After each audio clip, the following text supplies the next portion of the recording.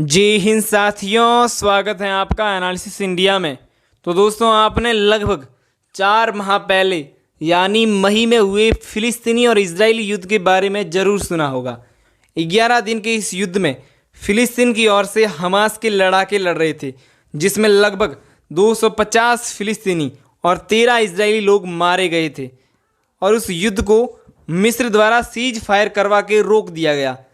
और उस समय हमास ने इतने ज़्यादा रॉकेट मारे थे कि कई बार तो इजराइल का आयरन डोम भी फेल मार जाता था। और मिस्र के सीज फायर के बाद भी हमास के द्वारा एयर बलून में छोटे बड़े बॉम्ब डालकर इजराइल को नुकसान पहुंचाता रहा गया, जिसके कारण हमास से परेशान होकर इजराइल को आखिर में सैन्य कार्रवाई करनी पड़ी। और हमास के द्वारा सीज फायर को न मानने के कारण उसका सबसे बड़ा समर्थक देश मिस्र भी हमास से नाराज हो गया था और उसने अपनी गाजा पट्टी से लगने वाली बॉर्डर को सील कर दिया था। और मात्र यही मार्ग था जिससे हमास को किसी भी चीज़ की सप्लाई होती थी, चाहे वो भोजन की हो, चाहे वो हथियार की हो। और अब गाजा पट्टी खुद ही रॉकेट बना रही है और इजराइल चाहता था कि हमास सिर्फ एक शुरुआत कर दे, अंत हम कर देंगे। और इजराइल को ये मौका दिया है उनके ही नए वर्ष के त्यौहार ने। दरअसल इस समय यानी 6 सितंबर से 8 सितंबर तक यहूदी लोगों का नया वर्ष रोश हसाना का उत्सव चल रहा है। और यहूदी लोग रोश हसाना से ही अपने साल की शुरुआत मानते हैं। और आपको तो पता ही है कि हमास इजराइल के हर उत्सव पर कुछ न कुछ नापाक हरकतें तो जरूर करता है।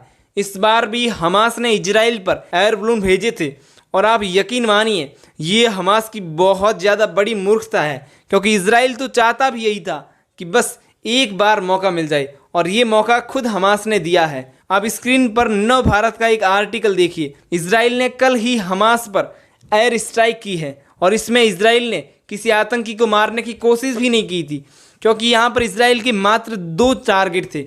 एक तो हमास के सैन्य परिसर में जहाँ रॉकेट बन रहे थे और दूसरा सीमेंट फैक्ट्री में, जहां इजराइल को संदेह था कि यहां पर एक गुप्त सुरंग बनाई जा रही है ताकि अन्य मुस्लिम देशों से हथियार लिए जा सके। अगर बात करें कि क्या युद्ध हो सकता है, तो मैं कहूँगा बिल्कुल नहीं। और इसके 2 बड़े कारण हैं।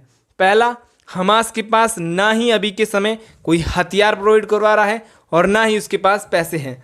दूसरी बात, इजराइल भी जो चाहता था वो तो हो गया और इजराइल की सरकार भी ये एक्शन नहीं लेगी, क्योंकि इजराइल वर्तमान सरकार को अरब प्रतिनिधित्व वाली पार्टी इजरायली राम पार्टी का समर्थन प्राप्त है और इस कारण वो इसका समर्थन गंवाना नहीं चाहेगी और अपनी सरकार गिराना नहीं चाहेंगे। आई होप आपको समझ में आ गया होगा। और ऐसे ही नई अपडेट्स को प्राप्त करने के लिए सब्सक्राइब जरूर कर लीजिएगा। जय हिंद, वंदे मातरम।